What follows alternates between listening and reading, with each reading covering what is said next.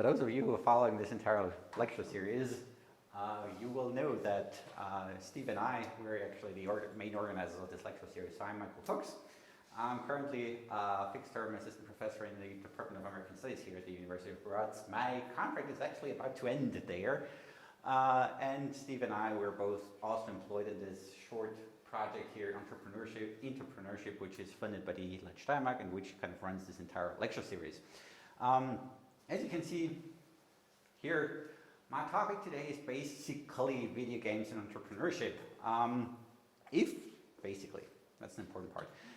If you Google for video games and entrepreneurship, you will find dozens of success stories about video game startups and several interviews with young entrepreneurs talking about, their experiences with video games, how they like video games, what their favorite games are, and their video game preferences.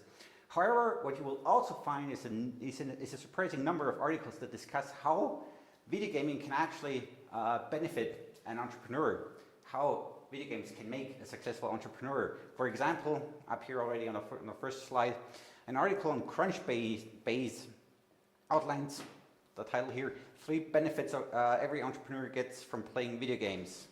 An article on VentureBurn highlights 6 video games that, quote, can benefit entrepreneurs in a number of ways, unquote. And an article on Entrepreneur Europe explains how playing video games made Ross Resnick a better entrepreneur.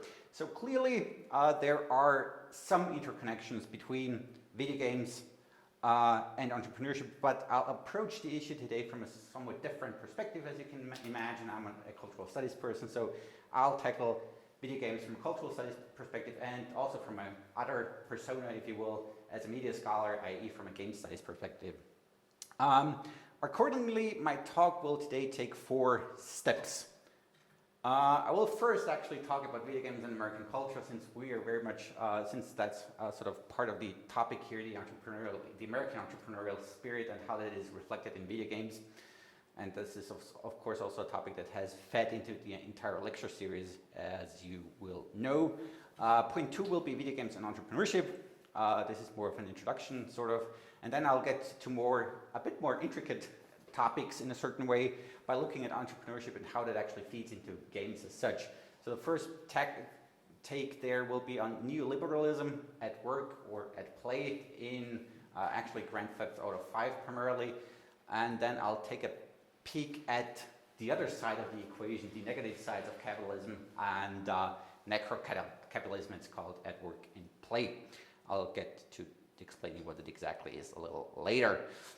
So, starting off with video games and American culture, and this is, I have to admit, somewhat lifted from something that Steve and I are actually working on, a little book project, and also an article that recently came out in a journal, in an open access journal called Game Environments. So actually, you might actually read up on that in more detail than you will get to know here today.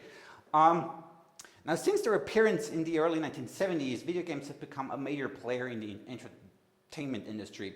Indeed, both video game consoles and PCs next to mobile devices are devices that embody the media convergence of the 21st century, bringing formally separate media together on particular platforms.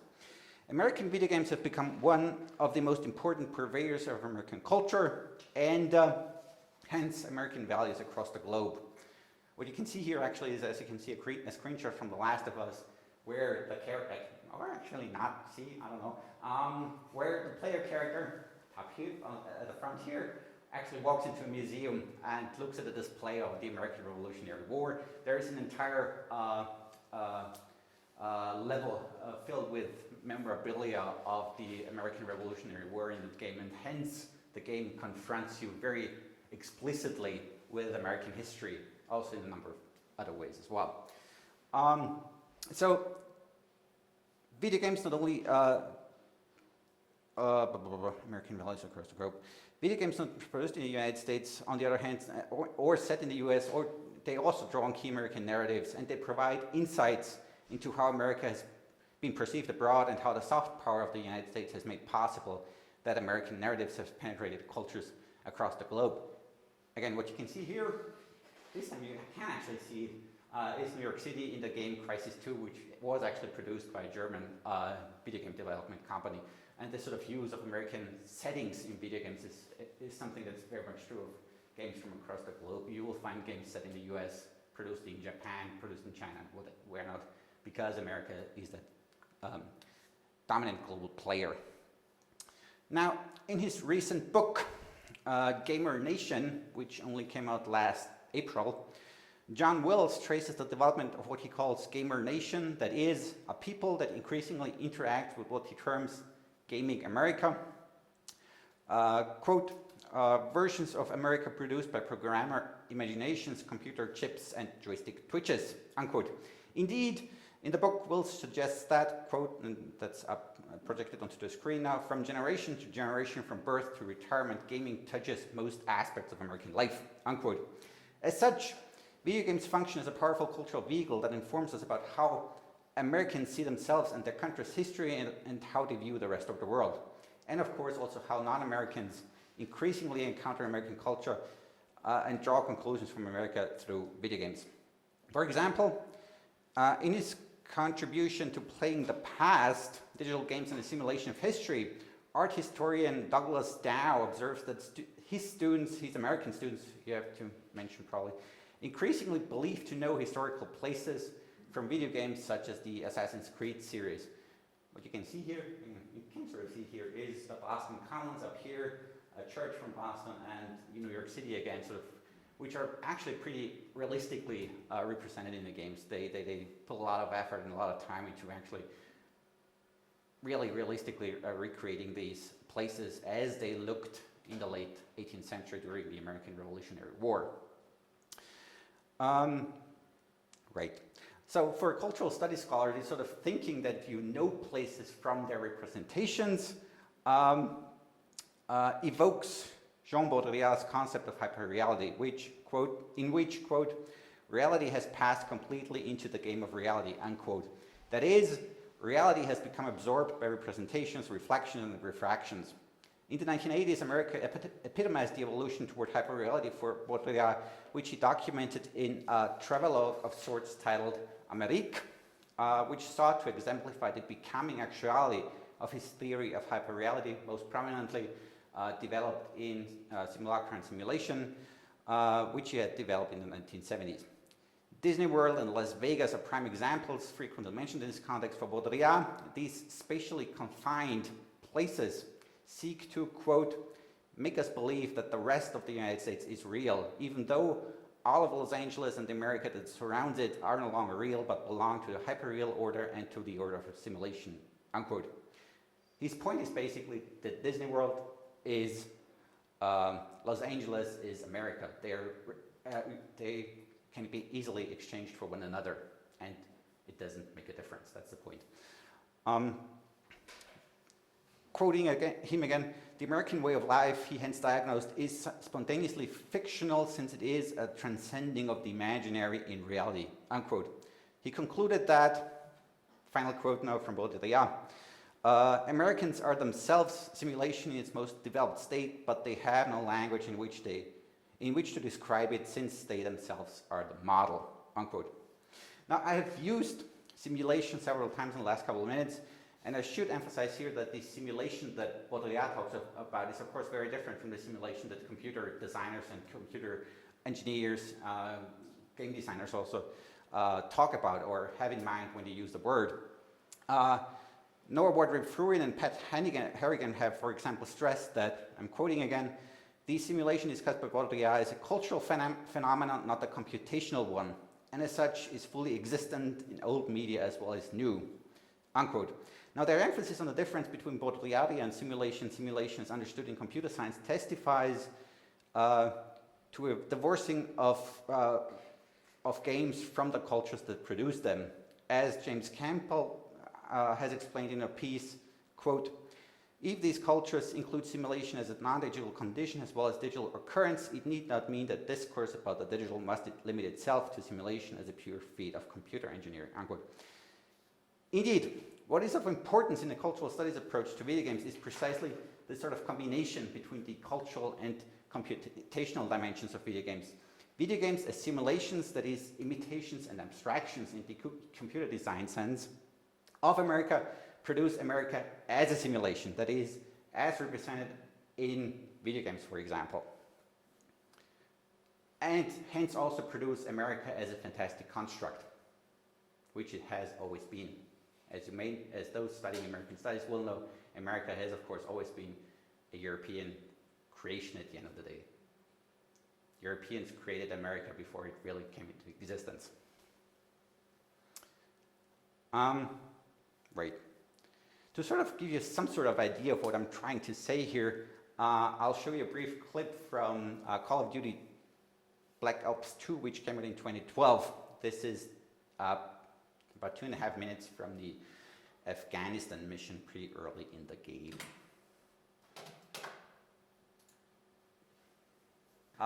So what you still gather from the scene is that what you're playing an American soldier in this game, and you're sent as part in one mission. You're basically sent to the Soviet Afghanistan War of the 1980s, and you sort of then start, of course, killing the evil Russians. In Trump's world, they're not that evil anymore, but different thing. Anyways, so what happens here in this mission is that players virtually engage with a simulation of the Soviet Afghanistan War of the 1980s. That is also a representation, of course, so both a computer simulation of that war and a representation thereof. Symbolically, the Soviet Afghanistan War functions as a thinly veiled stand-in for the Afghanistan War of the early 2000s, of course, and the war on terror. As the video game makes clear here and elsewhere, the intervention in Afghanistan was just in the 1980s, hence it's also just in the early 2000s. There is no doubt about that. There are no anti-war protesters inside, nor any sustained critique of the war effort as such. In addition, the entire gameplay of the video game transforms the Soviet Afghanistan War, and by extension the war on terror, into a winnable war, also of importance here. Since first-person shooters such as Call of Duty relieve players of decisions, that is, they railroad players into specific situations that players have to master, players are asked to virtually perform American exceptionalism here in Afghanistan. They are, after all, the peace bringers, if you will. Hence, the simulation of American warfare abroad simulates America.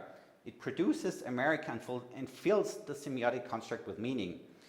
As indicated before, this interplay between computational simulation and cultural simulation is key to any understanding of video games as cultural artifacts and the cultural works they and their players actually perform.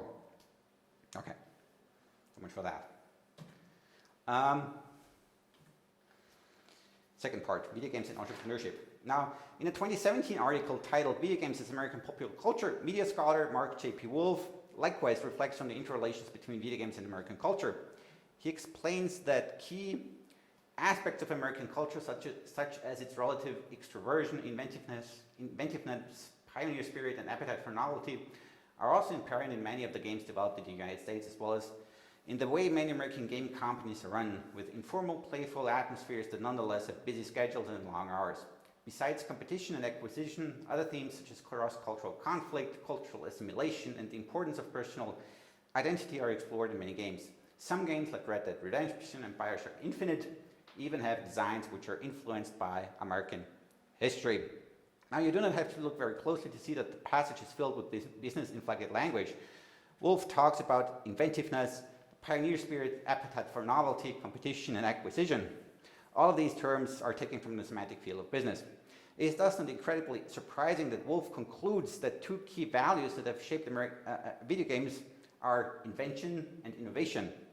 He writes, American cultural values have shaped what video games have become, and two of those values, invention and innovation, have expanded the variety of video games. The highly competitive nature of American society has provided fertile ground for competitive gaming, which has become the dominant form of gaming, and so on. Unquestionably, there is a heavy dose of American exceptionalism hidden in those two passages, as processes Wolf considers emblematic of the video game industry, that is, the global video game industry, are actually American traits that in some cases have become globalized.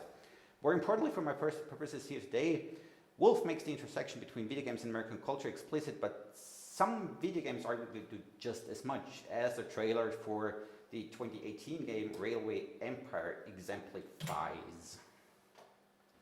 Now, the trailer opens by declaring America the land of dreams and the land of progress, phrases that clearly tap into myths of America, the American dream, and America's future orientation in particular.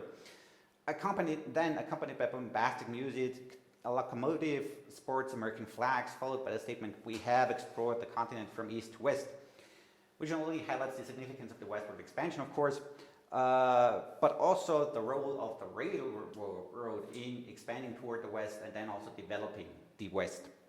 And the game's setting in the west is then acoustically highlighted by the music that taps into sort of typically or even stereotypical Western music. But the game also clearly taps into the American entrepreneurial spirit. We have changed the world and we made a fortune by grabbing the proverbial bull by the horns and building tunnels and bridges and laying thousands of miles of tracks. Now, for anyone here today who may not have followed our entire lecture series, I'll quickly recap some of the key ideas that Steve and I introduced in the opening lecture, and Steve and Dan actually explored in much more detail in their respective lectures in November and December. Now, no, why does this start again? The quotation you can see projected to the screen right now is often divested of its context and reduced to the chief business of the American people is business. To be sure, President Coolidge said these words at a meeting of newspaper editors in which he actually addressed the role of the press in a free market democracy and acknowledged the influence of business considerations and on editorial decisions. However, irrespective of its original context, the phrase, the chief business of the American people is business, has become a sort of mantra of American entrepreneurship. On top, Coolidge's phrase is often viewed as a clear expression of how intricately American culture, the American nation, and business are interrelated.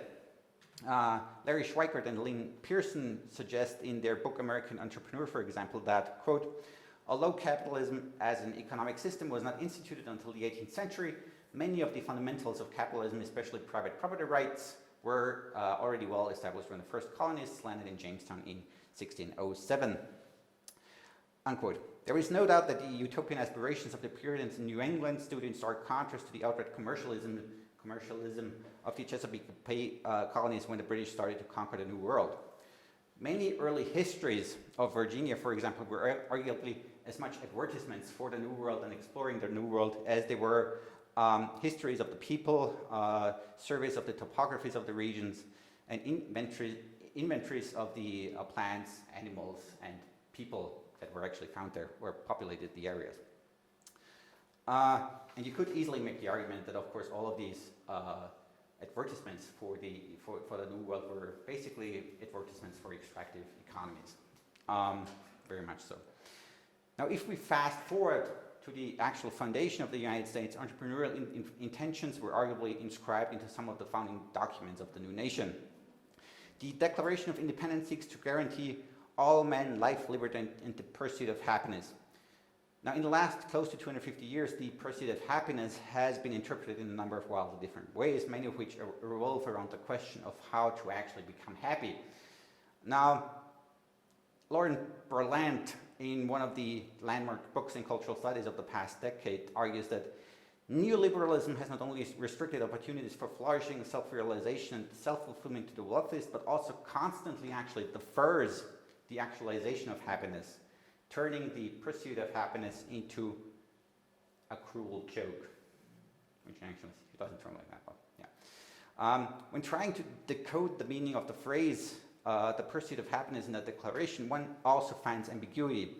On the one hand, pursuit of happiness can simply mean practice happiness, actually, especially if you consider pursuit in the context of the late 18th century. On the other hand, one should remember that the founding fathers were strongly influenced by Enlightenment thinking. In 1689, John Locke wrote the True Treatises of Government, in which he argued that the government existed in order to protect property, that is, life, liberty, and estate. The replacement of estate with pursuit of happiness could, of course, imply a materialist understanding of the phrase. At the same time, however, it could also be read as a broader, maybe even idealist understanding.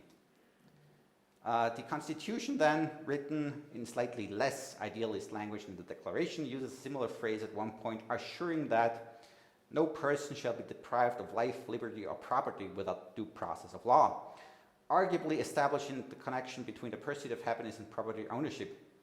However, what is more important than the intended meaning of the phrase is that the phrase, the pursuit of happiness, has taken on a life of its own and has inspired entrepreneurial risk-taking. Since the United States promised returns for these risks from the very beginning, entrepreneurship has been flourishing in the US.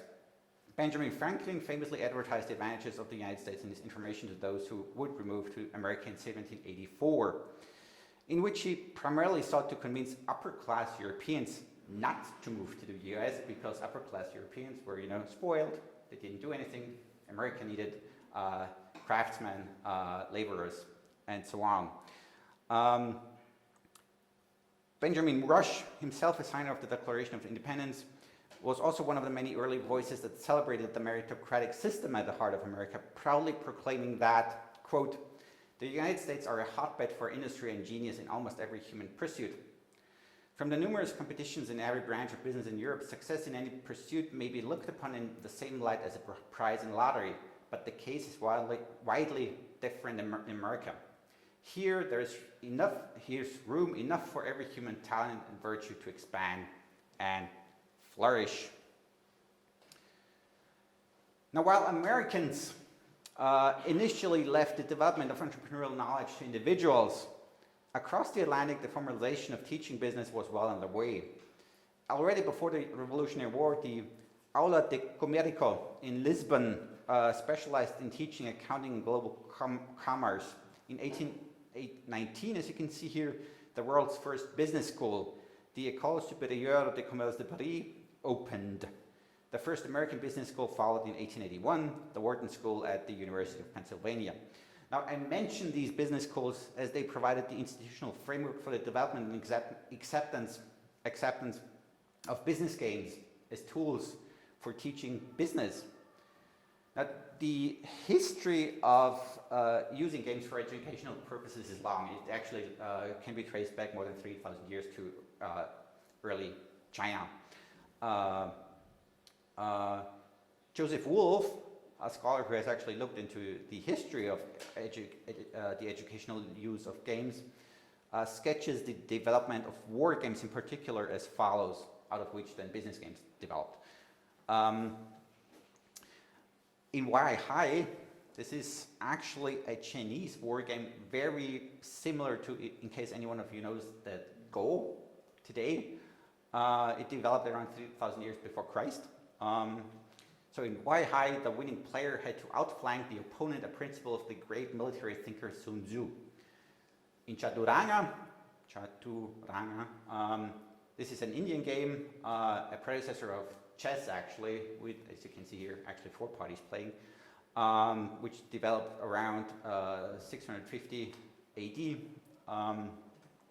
So in Chaturanga, the number of opponents was expanded to 4. Chance elements were introduced through the use of dice, and visual verisimilitude was increased by using playing pieces representing foot soldiers, light cavalry, elephants, and chariots.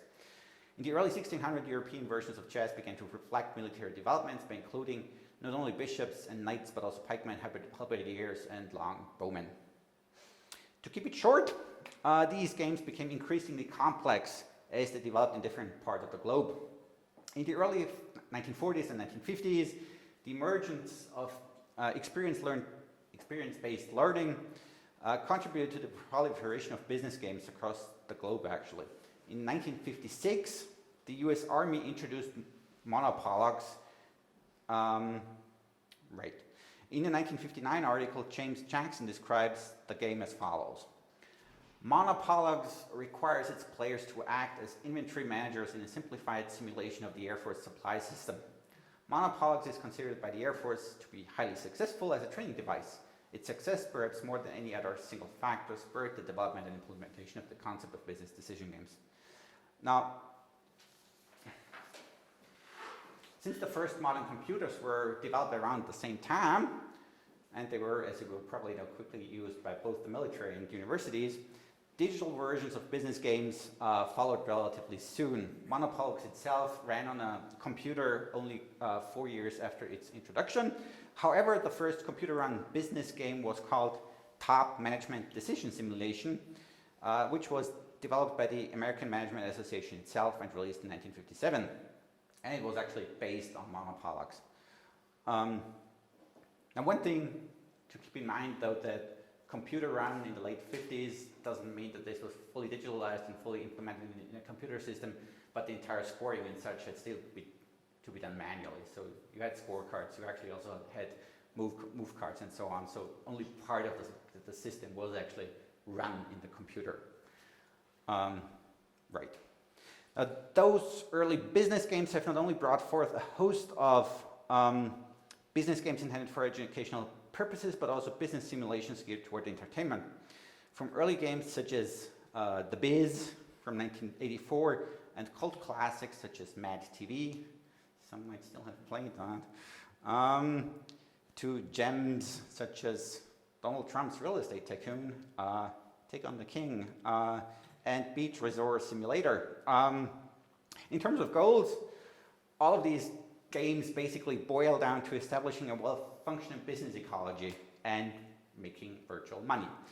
Of course, there is not only virtual money involved in video games, as not only the success stories that I mentioned earlier testify, but also stories of esports earnings. As you can see here, for example, last year's top earner in esports earned nearly $7 million. That's a feat. And gold farming in games such as World of Warcraft, which reveal the dark sides of contemporary capitalism. Now, what I'd like to suggest before proceeding to the points 3 and 4 I had before, i.e. the neoliberalism in video games and necro-capitalism in video games, is that playing and entrepreneurship, in fact, share 5 traits. Risk-taking, as you can see here, a belief in future rewards, self-interest, decision-making, and failure. Of course, all of these traits play out in very different playing fields, if you will, in terms of, the actual world of business and what Jesper Juul has called the half-real world of video games. Now, as the subtitle of Juul's book, Video Games Between Real Rules and Fictional Worlds, implies, video games have always this sort of dual relationship to reality. The games take place in fictionalized or fictional settings, but the rules have effects on the players in the real world. So they are half real. Taking a step further, one might argue that, like any cultural artifact, video games may affect the outside world in a number of different ways. Now, returning to the 5 traits I sketched just a few seconds ago, risk-taking from an entrepreneurial perspective seems clear enough, I guess, and has also come up a couple of times in the course of our lecture series. Now, just as one example, as the website entrepreneur.com puts it, risk-taking is inherent in entrepreneurship. If you aren't prepared to take risks, you have no business being an entrepreneur. In video games, the stakes are of course different. When you come across a mission you cannot complete, a puzzle you cannot solve, an obstacle you can't get across, you're just too slow, or you push the wrong button, you might lose a virtual life. But usually your avatar respawns more or less at the place where you virtually died. In either case, though, what allows both entrepreneurs and players to take risks is the awareness that there are rules governing their and others' actions. This leads me to point number 2, a belief in future reward. Now, the rules governing play generally guarantee some sort of reward. Recent console generations have made this aspect explicit by presenting achievements when players have reached a certain point in a game or complete a certain task. Again, a very American example here. Red Dead Redemption. The interesting thing here in the first Red Dead Redemption game is that the only animal species that doesn't respawn, i.e. doesn't get recreated out basically by God's hand, is bison, who, as you will know, were threatened by extinction in the late 19th century. And if you actually manage to kill all of the bison in the game world, you get the achievement Manifest Destiny, which is a very dark take on, of course, one of the guiding myths of the American nation, which sort of also has entailed the eradication of a number of species. For example, the passenger pigeon in the wild in the mid-19th century, and in reality, and finally then in the early 20th century. So yeah, okay. And for entrepreneurs, future reward, again, seems clear enough. You take on a business in order to achieve something, be that now some sort of social ideal that you're following, or you simply want to make money. Why does this always start? Self-interest. For business, self-interest in the sense of a focus on actions and activities that are advantageous to the business itself is key, of course, to its survival and its growth. Business students will know the term Homo economicus, which basically suggests that humans consistently act rationally in a self-interested manner and seek to pursue the ends they themselves have defined in an optimal way. Video games, on their end, are played out of self-interest. Even some foundational texts in video game studies suggest that once a game is no longer played for self-interest, it's no longer played, but it becomes work or something else, i.e. part of the definition of play is that it's out of self-interest. Decision-making skills are key to being a successful entrepreneur again. Some of the decisions an entrepreneur has to make are small without significant effect on the business, while others, of course, are major and influence the future of the company. As an entrepreneur, the number of decisions you're forced to make on a daily basis can be quite overwhelming. In video games, player agency depends on the decisions players can make and which have some sort of an effect on the game worth or the narrative. Narrative usually not so much, because that would involve lots of processing power that's not available yet. As just one example, again,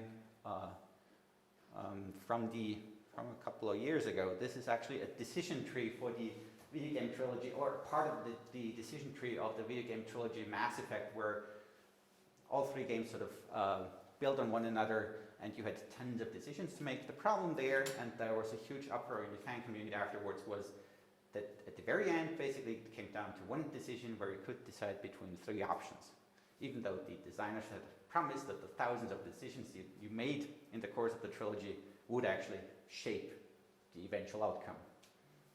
Not possible. People still believed in that, but yeah, whatever. Okay, so the final commonality between playing video games and entrepreneurship is actually failure. Business scholarship has acknowledged that failure is part of the learning experience of businesses. Some call it fail forward. That is, it usually takes small steps to make a product fit the market. Video games scholar Jesper Juhl again has likewise argued that playing video games needs to include moments of failure. If you play a game and you play it through without ever dying or without ever facing a huge obstacle, completing the game won't be satisfying. You might even put it down. You need to die at some point. On the other hand, of course, if games become too difficult, it's also frustrating. Okay, so much for that. Okay, very good. Okay, now I'd like to get to those 2 points sort of introduced in the beginning. Neoliberalism will play it first, and also necro-capitalism. So the first reading of GTA in this case will show how entrepreneurial thinking has actually infiltrated everyday life in our early 21st century, while the other readings of games will show or will actually critique the capitalist system and its contemporary outgrowths. Okay. As mentioned before, the first game I'd like to talk about is Grand Theft Auto. This is by now 5. This is by now somewhat dated, as it came out back in 2013. However, it still offers one of the more complex simulations of American life, and also one of the more complex world ecologies, if you will, in any game. In GTA 5, you alternatively control 3 characters, Franklin, an African American, Michael, an Italian American, and Trevor, an Irish American. Like all of the GTA games, or all of the recent GTA games, Grand Theft Auto 5 is a so-called sandbox game, which means there is a main storyline that you can play through, but there's also tons of other stuff you can do in the game world, from missions to just random things, basically. Right. And the entire story takes place in San Andreas, which is a thinly veiled satire of Los Angeles and its surroundings. One of the hundreds of things you can do in GTA 5 is actually you can run businesses. Pretty much anything from car scrap yards and taxi companies to movie theaters and even golf clubs, which comes at a hefty price. What these businesses actually do for you as the character, or Franklin actually, is on one hand they generate income, weekly income that you can then spend for other things, and on the other hand, however, it even said so explicitly here in this buying sequence, if you will, the manager may call on you, i.e. running a business also involves additional tasks. Now, while the ability to run businesses already indicates the entrepreneurial spirit at the heart of the game, I would like to suggest actually that GTA 5 showcases how our life in the early 21st century is permeated by neoliberalist ideas and entrepreneurial thinking. Now, neoliberalism as such is characterized by freedom of capital, which weakens national economic autonomy. In addition, privatization, deregulation, and reduction of spending on health, education, and welfare define neoliberalism, all of which supports global capitalism at the expense of the traditional role of the nation state. As a result, state power becomes increasingly diffuse in the world economy. Now, in a neoliberal system, entrepreneurial thinking and practice is extended, as Graham Birchall has argued, quote, to all forms of conduct. Why does this always restart?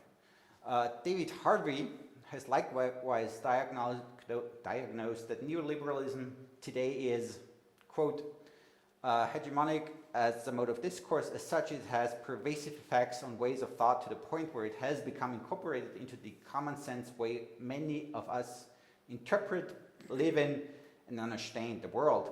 Now, most importantly for my purposes here today, neoliberalism transports economic calculations into traditionally non-economic domains, including identity formation. Tellingly, Michel Foucault has suggested that, quote, the stake in all neoliberal analysis is the replacement every time of Homo economicus as partner of exchange with a Homo economicus as entrepreneur of himself. Crucially, neoliberalism does not assume that social practice automatically takes on an entrepreneurial form. Instead, neoliberalism creates institutions and institutional practices that implement and enact the neoliberal lifestyle, which centers on conducting life as an enterprise. The entrepreneurial self is bound by rules that emphasize ambition, calculation, and personal responsibility. Scholars have shown that these neoliberalist requirements intensify individualism, produce the illusion of autonomy, and repudiate dependencies. Now, I have a rather brief clip from early in the game that might not have much to do with that, but I will tell you how it actually does. So essentially, what Franklin here suggests very clearly is that he wants to take life into his own hands.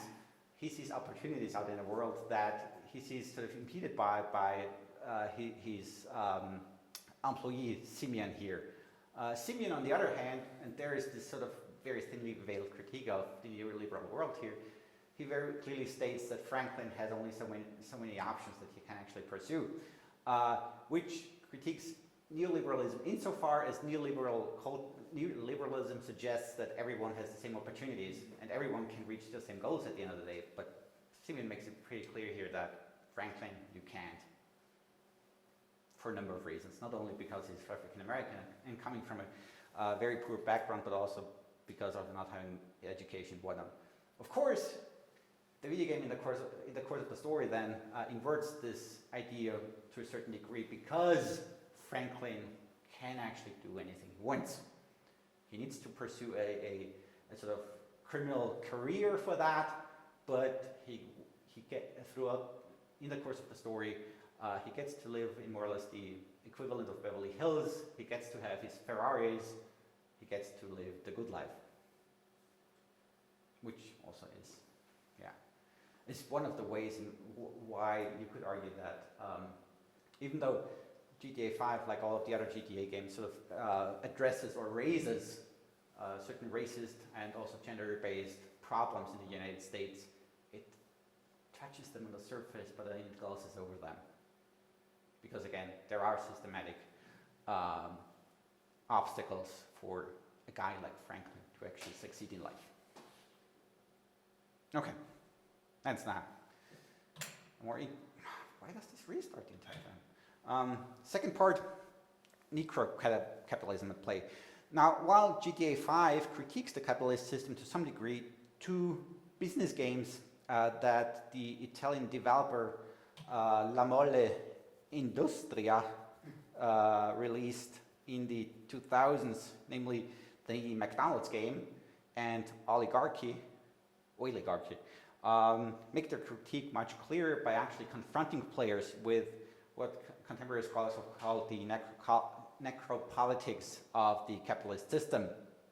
Now, Achille Mbembe defines necropolitics as, quote, contemporary forms of subjugation of life to the power of death, unquote.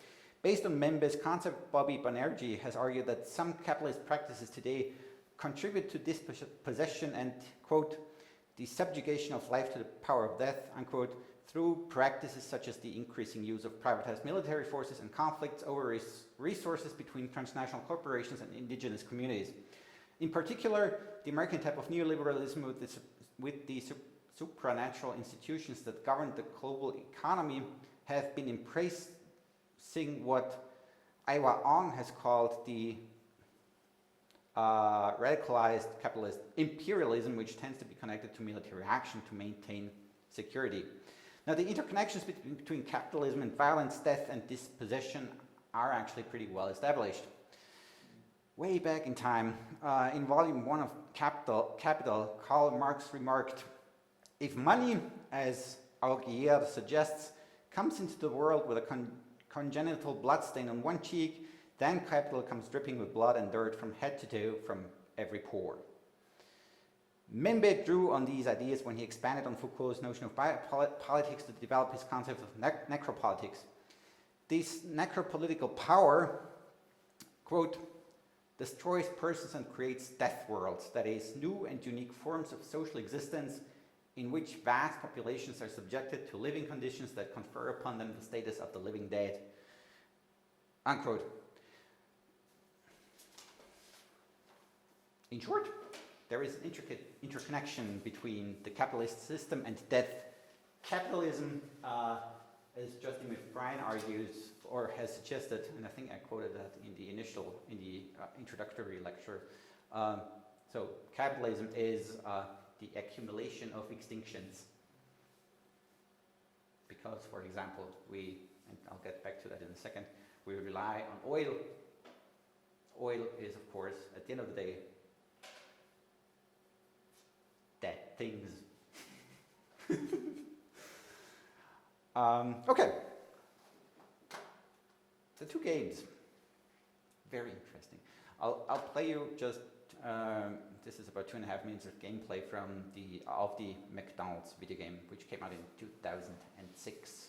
So basically what the game very clearly highlights is this sort of paradox of the entire capitalist system, especially in its contemporary outgrowths where growth is everything. Growth, you cannot grow infinitely with finite resources on our planet, of course. That's basically what he tries to communicate. And also, in a certain way, to link this back up to the idea of entrepreneurship, if you think about it, even green companies, green entrepreneurs, if you will, they always talk about growth. But growth is the problem in our system at the end of the day, because growth is limited. Okay. The quick take on the second game, Oiligarchy. Again, what the secret chamber down here also gives you access to is all sorts of, and that goes back to the idea of necropolitics now in terms of military power that sort of spreads across the globe. You get access to military actions. In the beginning, as you can see, it's basically the Arab world. There will also then be some places in Africa later in the game. You can even manage to basically launch 9/11 from the US onto the US and stuff like that. So there's some interesting alternative history that is being played out in the course of the game. Yes. So yeah.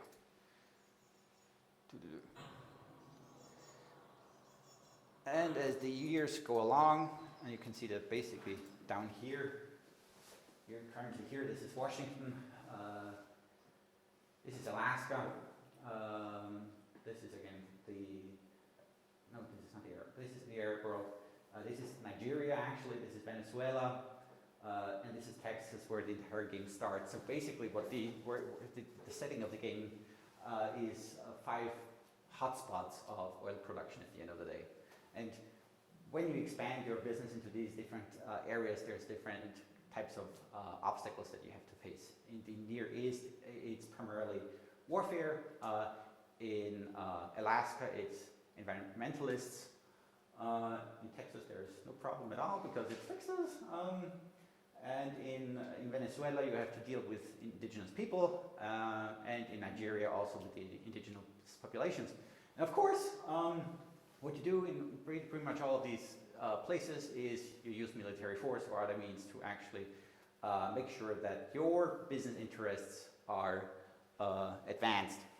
Okay. So as mentioned before, there's all sorts of interesting things going on, from, as mentioned before, hijacked jets killing thousands of civilians in the United States, to a newspaper that actually announces the climate catastrophe in the year 2010 already, to human migrations taking place, which of course we will also have to face sooner or later. There is an entire new economic system that is being introduced towards the end of the 22nd century. There is peak oil reached. And at some point, some intelligent scientists even start to understand that turning humans into oil might be actually not the worst idea because there's too many of us around anyways. Right, and there's basically 3 different ending scenarios. The ideal scenario, or the worst scenario, if you will, is actually that you lead the entire world into mutually assured destruction and nuclear catastrophe. Again, it's very explicit in terms of what the game does. It makes you play capitalism at the end of the day, and it makes you understand what the long-term outcomes of capitalism will be, from, again, environmental catastrophe to the exploitation and the exploitation of resources to the end of humanity at the end of the day. And on that note, I will close. Because it's always nice to close with the end of humanity. Thank you.